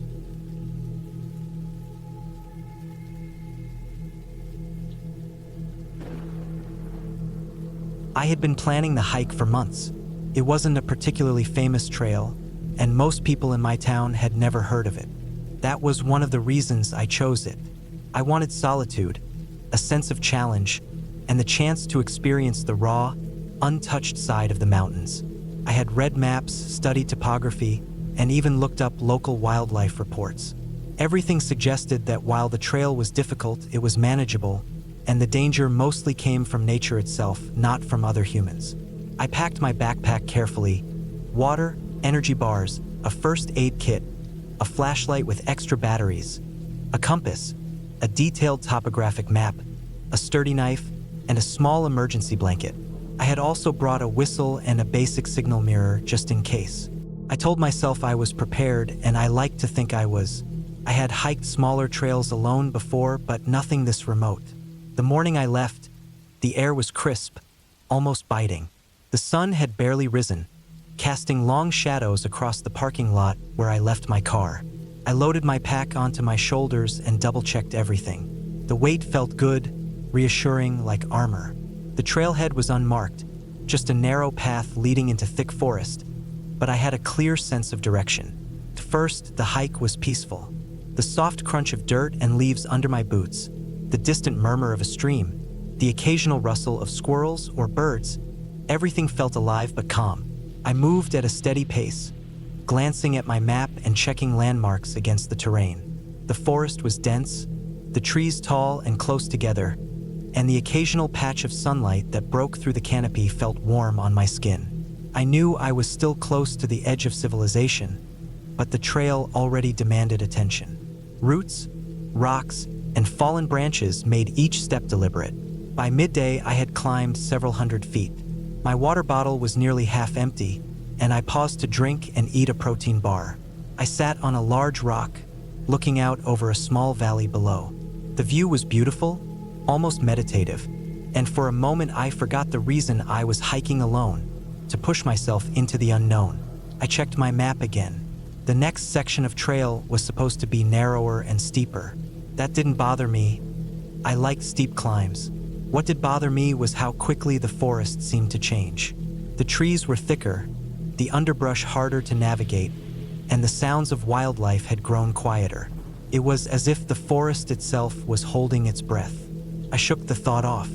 Hikers often imagine dangers where there were none. The trail became slippery as the afternoon wore on. Rain had fallen the night before, and pine needles and wet leaves made footing uncertain. I moved carefully, testing each step. The path wound around a series of ridges, and the drop-offs on either side were sharp. I had brought a walking stick, and it was invaluable, helping me steady myself on rocks slick with moisture. Around mid-afternoon, I noticed a faint trail of footprints. They weren't fresh, but they were unusual. They seemed too big to belong to a deer, too uneven to be from a dog. My first thought was another hiker had passed through, but I hadn't seen anyone else since the parking lot. I dismissed it, telling myself I was being paranoid, and pressed on. Hours passed. The trail climbed higher, the forest turning into a jumble of rock and scraggly pines. The air had grown colder, and I zipped up my jacket. At some point, I realized I had underestimated how difficult this stretch would be. My boots were soaked from stepping in puddles and muddy patches, and my legs were tired from scrambling over rocks. The trail became less defined. I had to pay close attention to avoid veering off. Every tree and boulder looked the same, and my sense of direction started to blur. I paused to rest on a flat rock, leaning heavily on my knees, and noticed that the footprints were still there. They hadn't gone away, but neither had I seen signs of who they belonged to. There was a fleeting sense of unease, an awareness that I was not entirely alone, but I told myself I was safe. I could see far enough down the slope to know no one was following me closely. As evening approached, the sky darkened quickly. Clouds rolled in, gray and heavy. I still had a few hours of daylight, but the temperature was dropping fast. I realized I had misjudged my timing. The trail had taken longer than expected, and I was still far from the point I had intended to camp. I increased my pace, glancing at the map and trying to reconcile it with the terrain. That's when I noticed it. The footprints were ahead of me again, unmistakably human. They weren't large, but they were fresh. I couldn't see the person, but the realization hit me sharply. Someone else was on the trail, and for the first time, I couldn't say whether that was good or bad.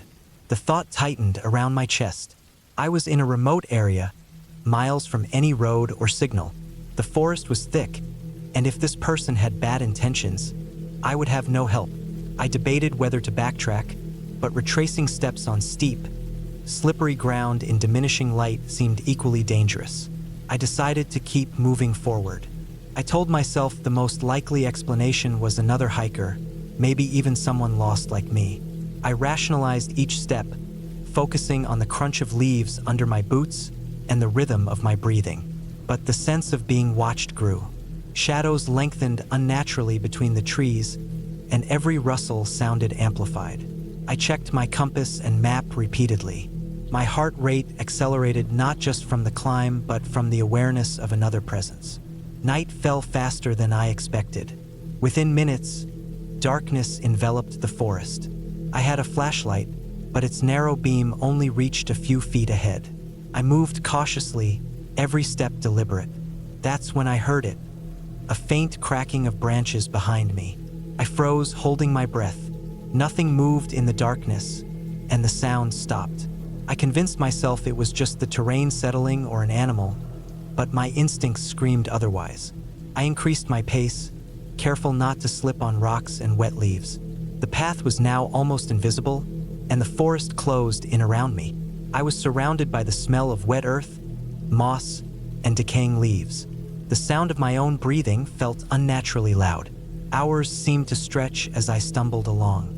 I was tired, my legs shaking with fatigue, my hands scraped and bleeding from gripping rocks and branches for support. The footprints kept appearing ahead, forcing me to believe someone else was moving through the forest at the same time. I couldn't see them, but the idea of them being there, so close, made my chest tighten. My flashlight flickered, and I had to stop to shake it, desperately hoping it wouldn't die. I reached a small stream and realized that if I didn't find a safe place soon, I would have to sleep on wet ground. I followed the water downstream, hoping it might lead to flatter terrain or a clearing. After what felt like an eternity, I saw a faint open area, a small clearing surrounded by trees. I moved toward it, my body aching, my fingers numb. The ground was uneven but dry, and I decided to set up a temporary camp. I laid out my emergency blanket, took off my wet jacket, and tried to warm myself. My thoughts were chaotic. I knew I had to make rational decisions. I checked my phone, no signal. I reminded myself that I had brought water and food, and that the morning would bring daylight and a chance to find the trail again. Still, the fear of the unknown presence in the forest kept me tense. I secured my knife and whistle within easy reach and sat as still as I could, listening to the night. The night was long. Sounds of animals moved through the forest, but nothing approached the clearing. I imagined footsteps, shadows moving just beyond my light, but no one came. I stayed awake, rationing my energy, my body exhausted but alert. At some point, I dozed in short bursts, never fully unconscious, every snap of a twig waking me. The cold seeped into my bones, but I refused to build a fire. Fire would have been a beacon in the darkness, and I didn't know if that unknown person or something else could see it. Dawn finally broke. Pale light filtered through the trees, and the forest no longer seemed menacing, only vast and empty. I took stock of my surroundings. The footprints from the night before were gone, and there were no signs of anyone nearby. I felt a mix of relief and residual fear. I packed my gear carefully and followed the stream downstream. Water always led to lower ground, and I knew lower ground meant civilization or at least a road eventually.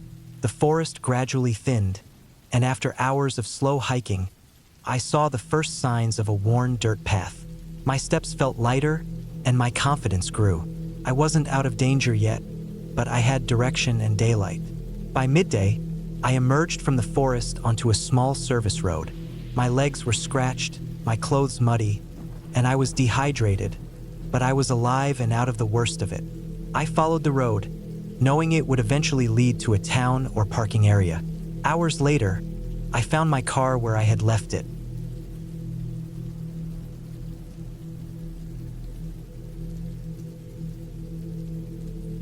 I remember that morning clearly, even years later.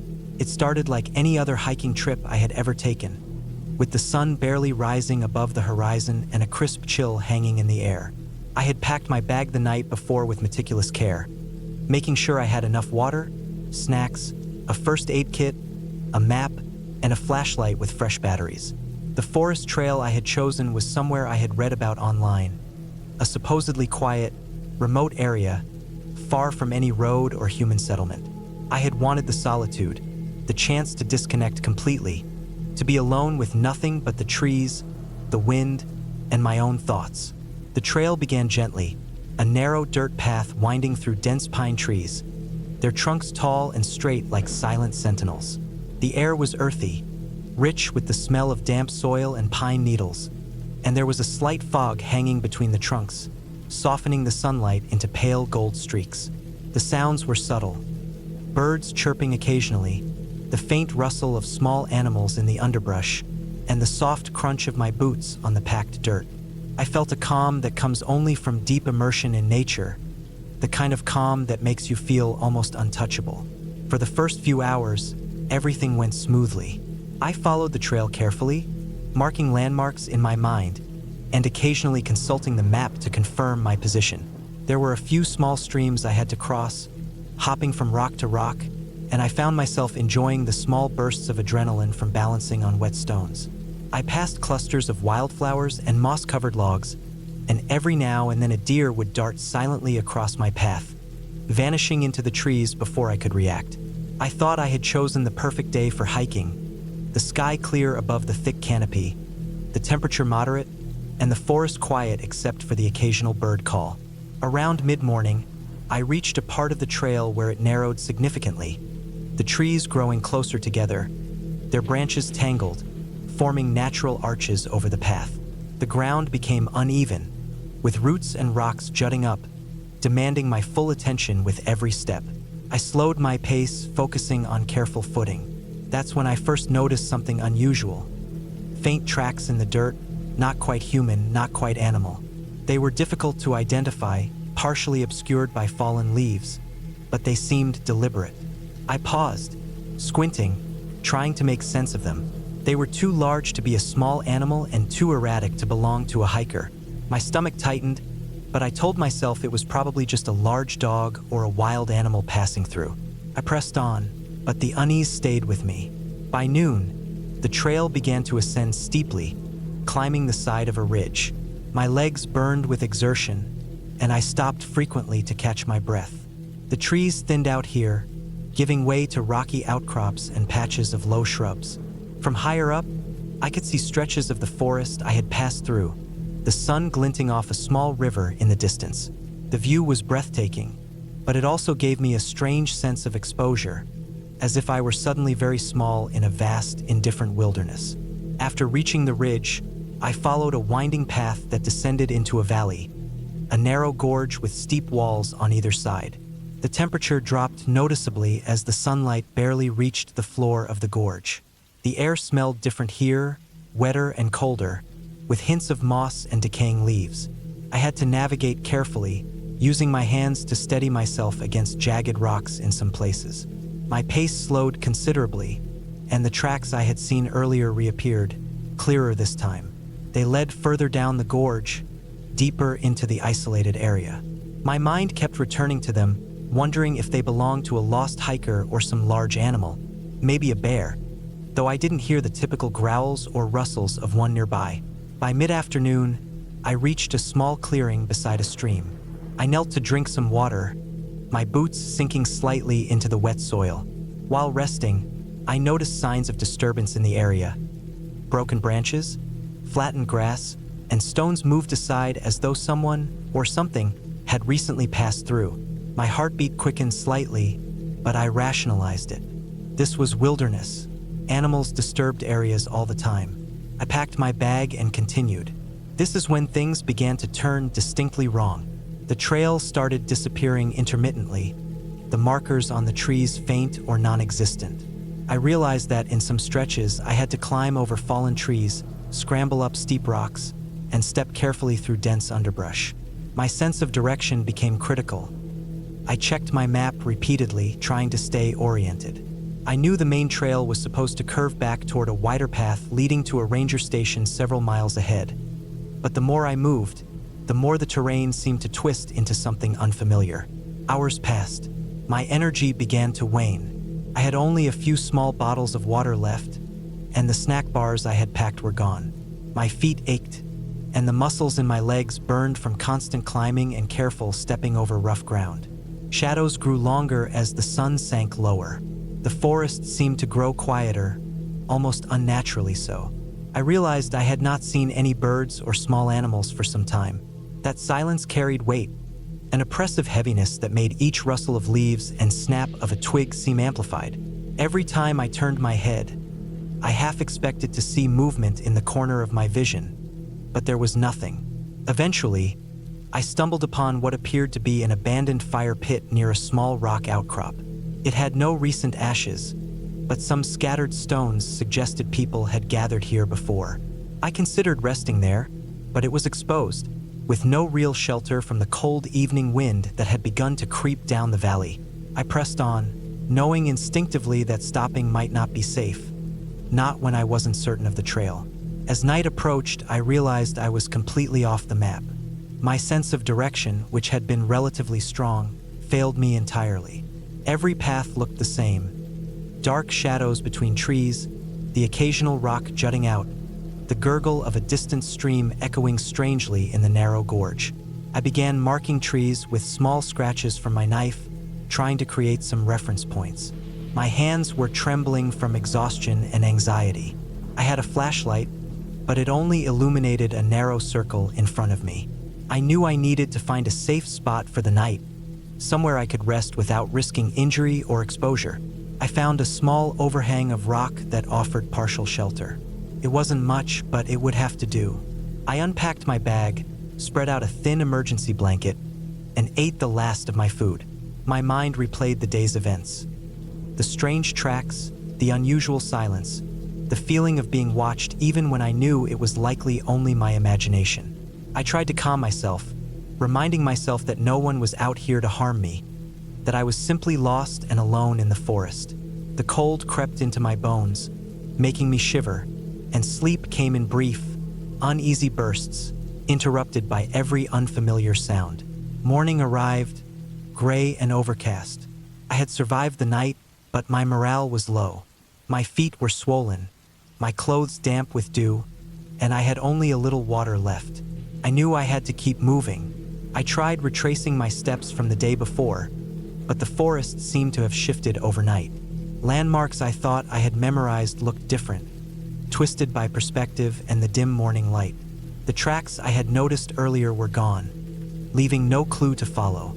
Panic began to rise subtly, but I forced myself to focus on survival. I moved slowly, deliberately, scanning the ground for any signs of a trail. After hours of painstaking navigation, I stumbled upon a small creek, its water flowing steadily downhill. I knew from the map that all water in this area eventually led to a larger river near the ranger station.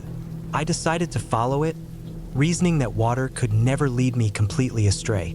The trek along the creek was grueling. The banks were slippery, and I had to climb over fallen trees and maneuver around dense thickets. I lost my balance several times, narrowly avoiding falls that could have caused serious injury. Each time I slipped, my pulse quickened, a reminder that a single mistake in this terrain could be disastrous. By late afternoon, I noticed signs of human presence. Faint tire tracks in a muddy clearing, an old wooden post partially hidden by undergrowth, and eventually a narrow dirt road cutting through the trees. Relief surged through me. I followed the road, moving as quickly as my exhausted body would allow. Soon, I could hear the distant hum of vehicles and the occasional shout. Moments later, a truck appeared, and I flagged it down frantically. The driver, a local forest ranger, listened as I explained my situation, though I could barely speak through exhaustion. He drove me back to the ranger station, where I received water, food, and a proper place to rest. I later learned that the area I had wandered into was known for its confusing network of trails and gullies, and several hikers had gone missing in the past due to misnavigation. My survival had been a matter of careful observation.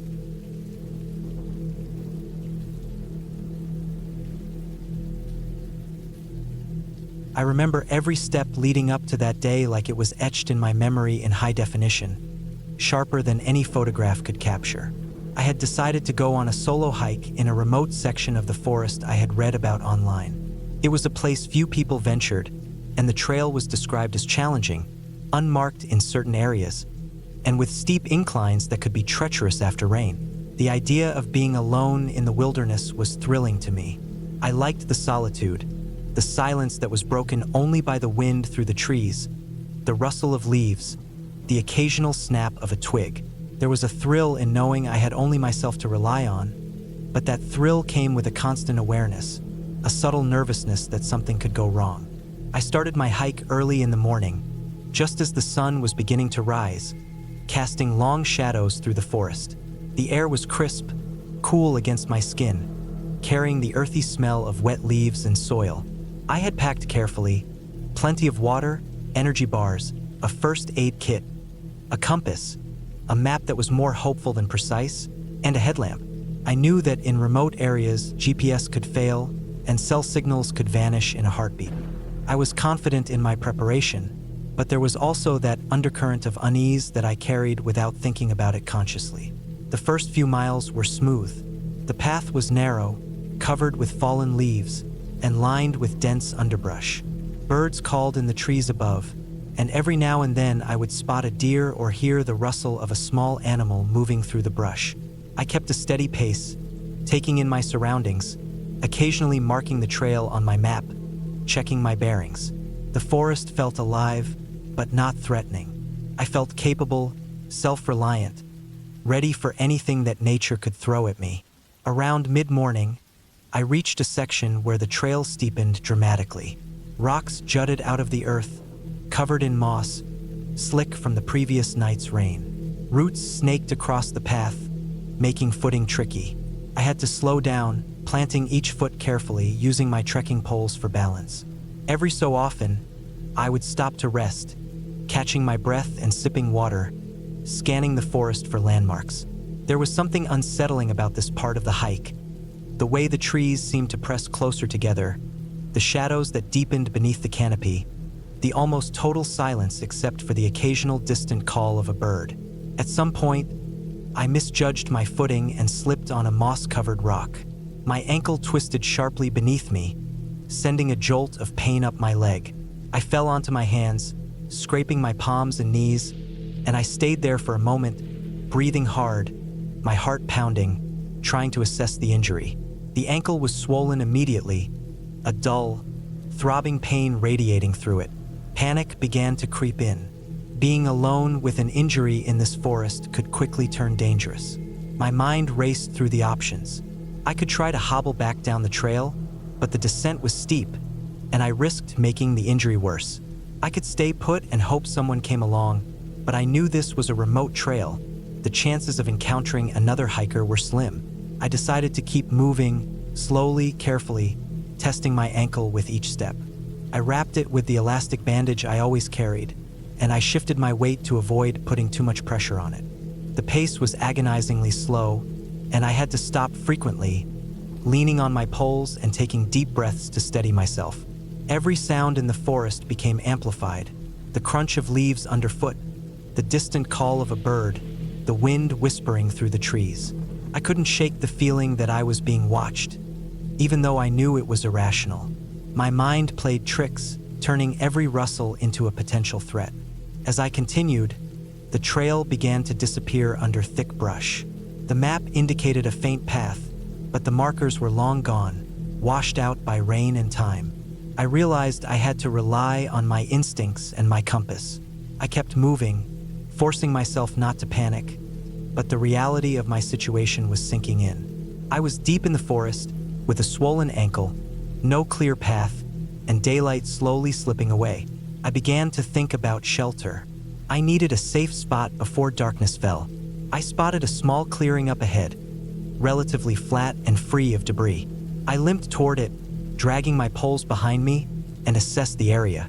There was a patch of dry ground where I could set up a temporary camp.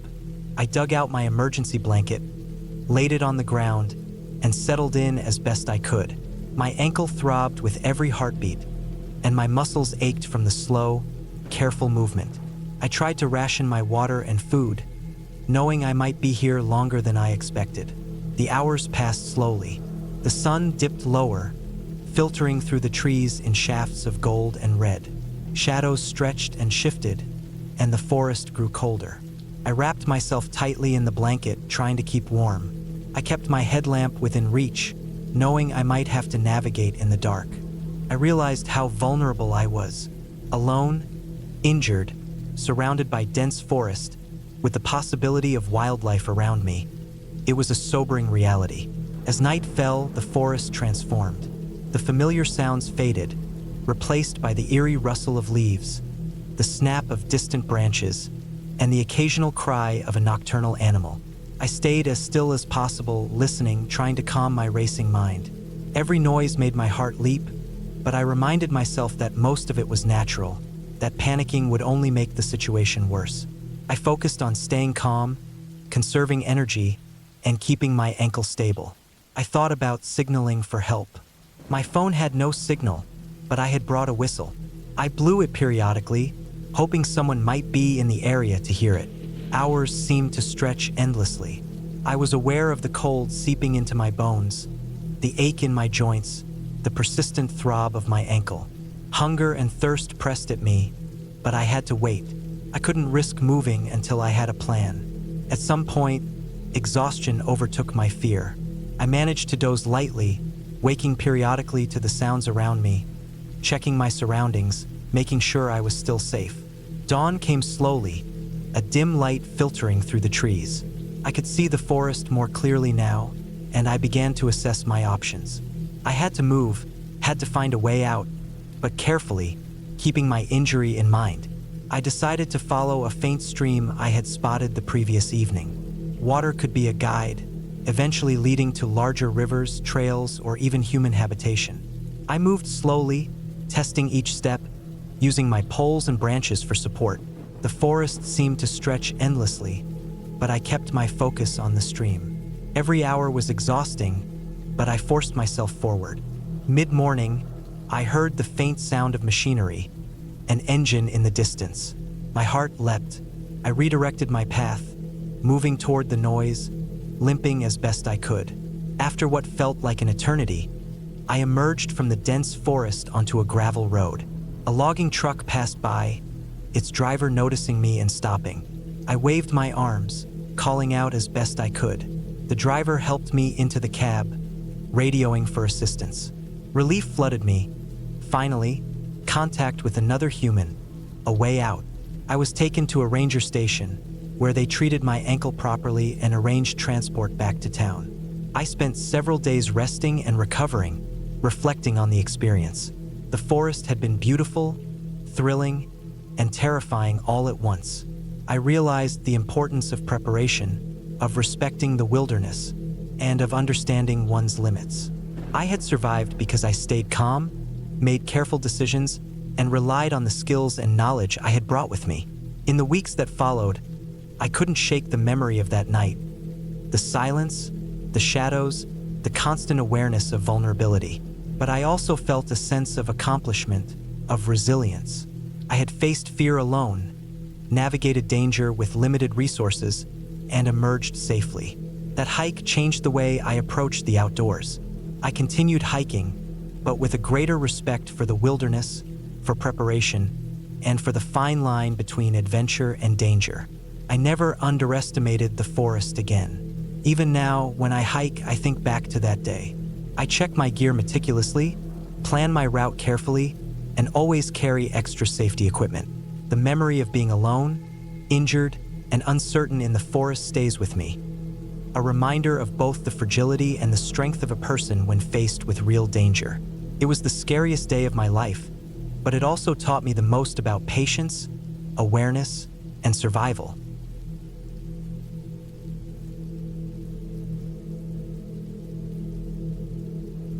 I had been planning this hiking trip for months. It was a chance to escape the city, the noise, the crowds, the constant pressure that seemed to weigh on me every single day. I wanted the mountains, the forests, the kind of silence that stretched for miles and swallowed all sound, where the only things moving were the wind, the trees, and perhaps the occasional bird.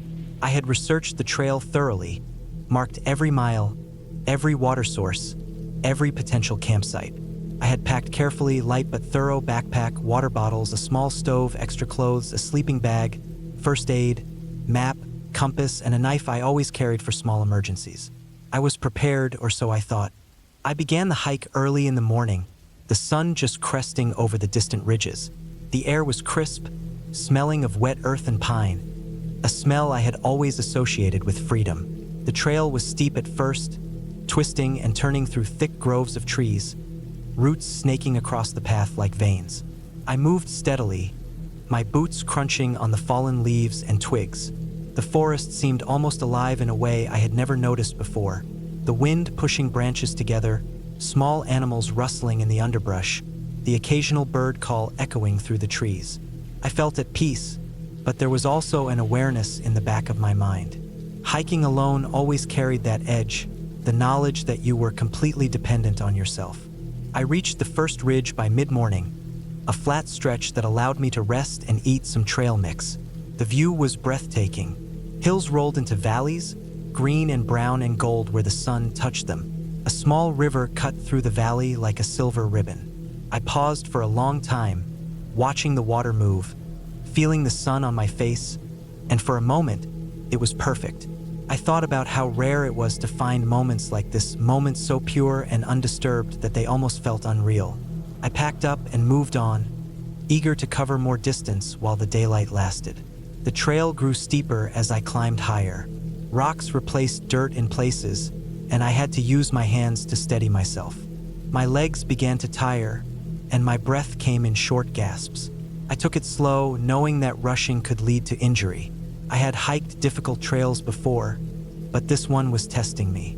Around mid-afternoon, I reached a small plateau that offered a view of the forest below.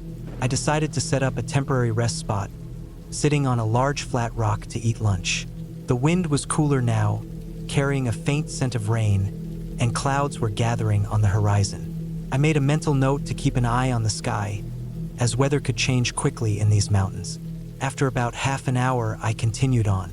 The path became narrower and less maintained. Small trees and shrubs encroached on the trail, their branches scratching at my arms and legs. I felt a small twinge of concern. Trails that were less used could hide hazards, loose rocks, or even patches of unstable soil. I moved carefully, testing each step before putting my full weight down. The forest grew denser, darker, and the sound of the wind in the trees became almost oppressive. I reminded myself to stay calm, to focus on my breathing, and to keep moving. Anxiety in the mountains could be dangerous if it led to mistakes. Around mid-afternoon, I noticed that the trail markers were becoming less frequent. At first, it didn't worry me. Sometimes markings fade or are hidden by growth. But then I realized I hadn't seen a marker in over a mile. I stopped to check my map and compass.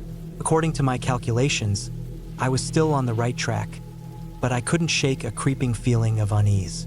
The forest seemed unnervingly quiet now. No birds, no rustling animals, just the wind. Shadows stretched longer as the sun began to lower in the sky. I told myself I needed to push on a little farther before deciding whether to find a campsite.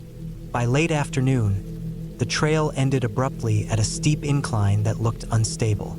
Rocks and soil had shifted, leaving a dangerous path that I did not want to attempt. I realized I had misjudged my location and that I was farther off the main trail than I had thought. The realization hit me hard. I was alone with limited daylight on a side path I didn't know well.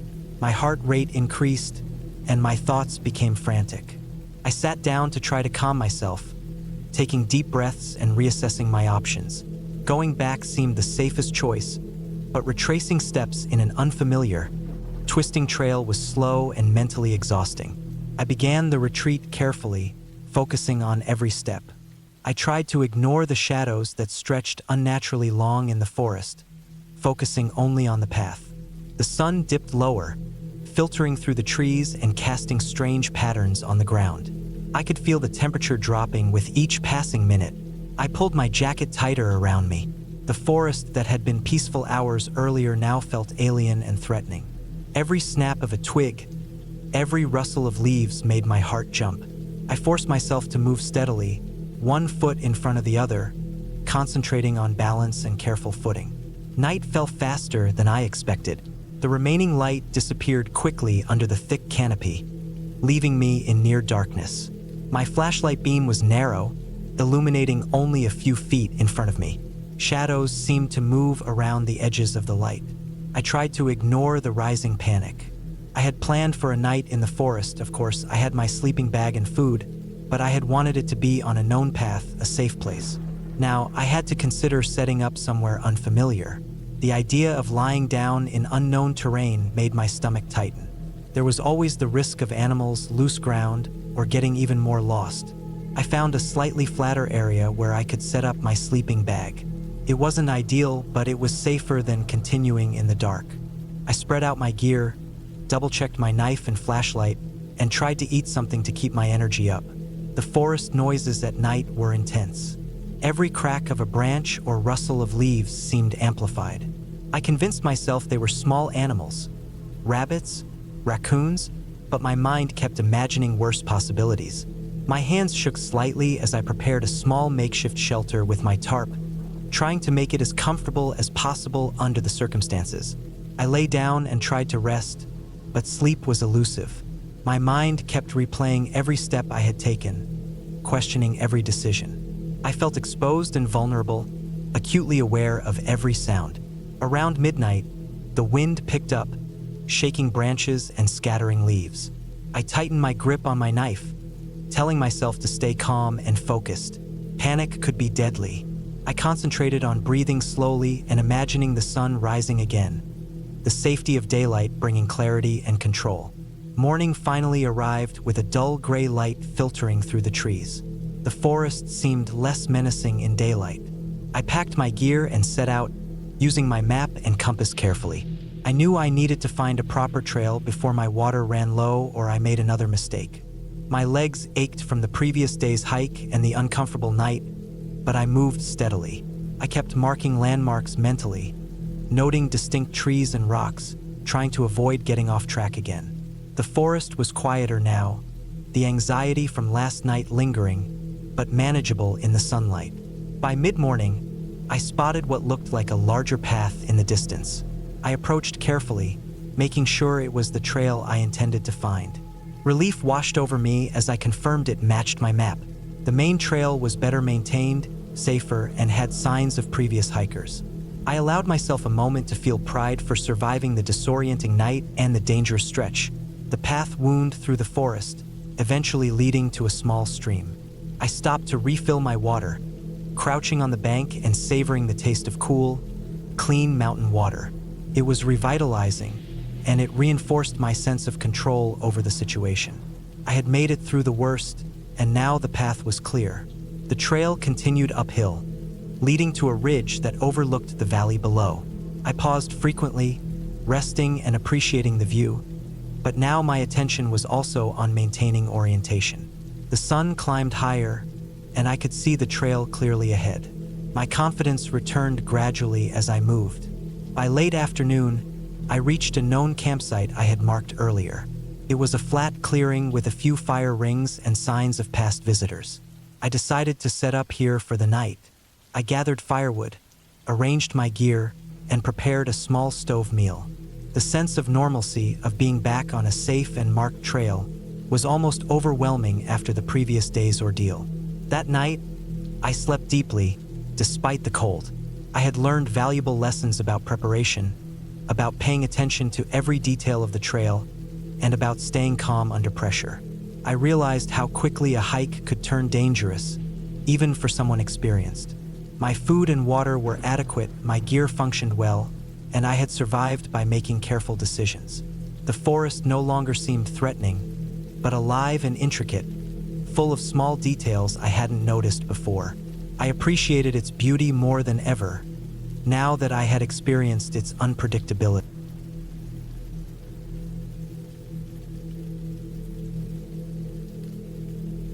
I had always been drawn to the quiet of the mountains, the feeling of being away from everything, the hum of civilization replaced by the rustle of leaves and the occasional call of a bird.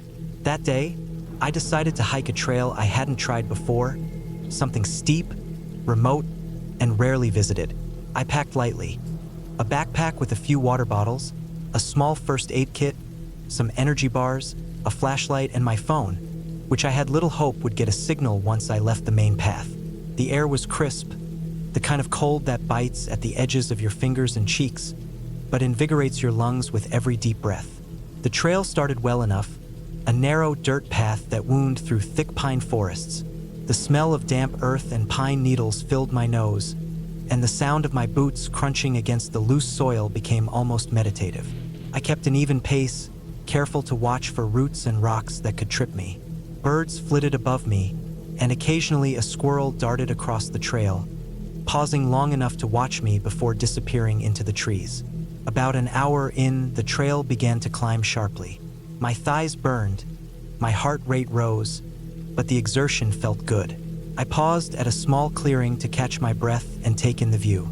From there, I could see a valley spread below, dotted with the colors of autumn: reds, oranges, yellows, and the winding ribbon of a river far down below. I took a swig of water, feeling it trickle down my throat, and tried to imagine what it would be like to get lost here. The thought made a shiver run down my spine, but I pushed it away. I was careful, I knew these trails, and I had done long hikes before. I was cautious, prepared, responsible. I continued on, the path becoming less defined. Fallen leaves covered the ground, and I had to watch every step. The forest grew denser, the light dimmer, the air colder. After a while, I noticed something that made me pause. The trail markers were scarce, and some seemed broken or missing. I checked my phone. It had no signal, which was expected, but the GPS tracker I had installed showed the path continuing roughly north. I followed it, relying on instinct as much as technology, trusting the markers I could still find. By late afternoon, I reached a steep incline leading to a ridge. I had to use my hands to stabilize myself as I climbed over rocks and exposed roots. My boots slipped in patches of wet moss, forcing me to stop and adjust my footing more than once. The wind picked up as I neared the top, slicing through my jacket and making me pull the hood over my head. I stopped frequently to catch my breath, feeling the strain in my shoulders and legs, but there was a thrill in the challenge. Reaching the top would reward me with a view I had never seen before. When I finally reached the ridge, the view was breathtaking, but it also made me realize something I hadn't considered. The path down on the other side was almost invisible. The trail I had been following seemed to end abruptly, replaced by a jumble of rocks and loose soil leading down into a thick stand of trees. I paused, weighing my options. I could turn back the way I came, but the thought of retracing the exhausting climb made my stomach tighten. I decided to descend carefully, step by step, testing each footfall before putting full weight down. I made my way over the rocks. My hands scraped against rough stone, and dirt fell from the loose ground, but I kept going. Every so often, a branch would snap under my weight, and the sound echoed through the quiet forest, making me jump. The farther down I went, the denser the forest became, and soon I had lost sight of the ridge entirely. I was on my own. Hours passed. My legs ached, my feet were sore, and I could feel blisters forming despite my thick hiking socks. The sun had dipped lower in the sky, and shadows stretched long across the forest floor. I realized that I had underestimated how long this hike would take.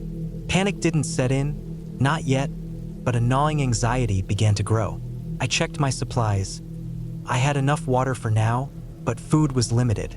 More concerning was that the light was fading, and I had no idea exactly where I was. I turned on my flashlight, scanning the undergrowth ahead, trying to find anything that resembled a path. The beam cut through the darkness in a narrow cylinder, illuminating twisted roots, rocks, and the occasional fallen log. I had to move slowly, carefully, each step deliberate. I heard something then, faint at first, the kind of sound that makes your stomach drop. A branch snapping, not under my weight, but from some movement ahead. My heart leapt. I froze, listening, straining my eyes. Another crack, this time closer. I couldn't see anything, but the forest around me seemed impossibly still now, every sound magnified. My mind raced through possibilities. An animal, maybe a deer or a bear, though I had been careful to make noise earlier to avoid such encounters. But the sound continued, irregular, cautious, almost deliberate. My body tensed, every nerve alert. I gripped my flashlight tightly, ready to swing it if necessary. The next few minutes were a blur of slow steps, pausing, listening, and feeling my pulse in my throat. The forest finally thinned slightly, and I stumbled upon a narrow creek. Relief washed over me. I could follow water downstream to find a larger trail or even a road. I knelt and took a drink from the stream, careful not to swallow too much at once. I refilled my water bottle, washing dirt off my hands in the cold, flowing water. The sound of the creek was comforting, masking other noises and giving me a sense of direction. I followed it cautiously, hoping it would lead somewhere safer. Night fell fully. The flashlight's beam seemed small and weak against the darkness of the forest. I was exhausted, hungry, and sore, but the creek continued to guide me. I tried to keep calm, focusing on one step at a time, one small goal at a time. Hours passed, and fatigue made my movements slow and clumsy.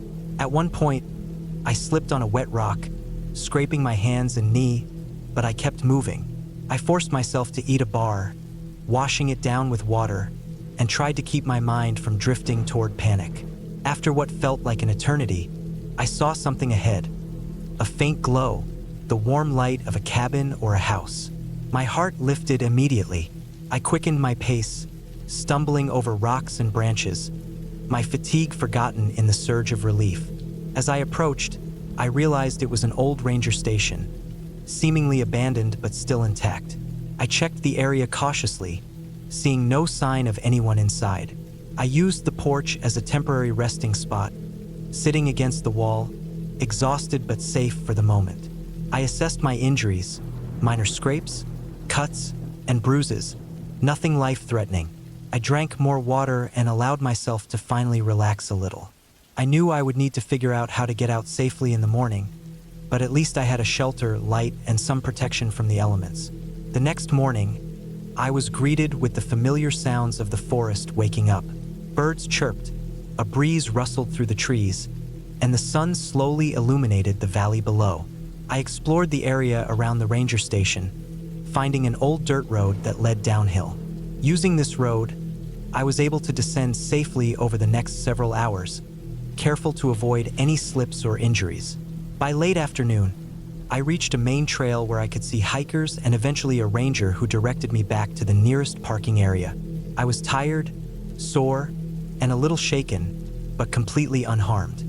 The experience had been frightening, every step a test of endurance and caution, but I had made it through by staying alert, careful, and patient. I learned something vital about the mountains that day. Respect, preparation, and attention to every detail could mean the difference between danger and safety. Even though it had been terrifying, I felt a profound sense of accomplishment, knowing I had navigated a situation that could have gone badly wrong, emerging not just safe, but stronger and more aware.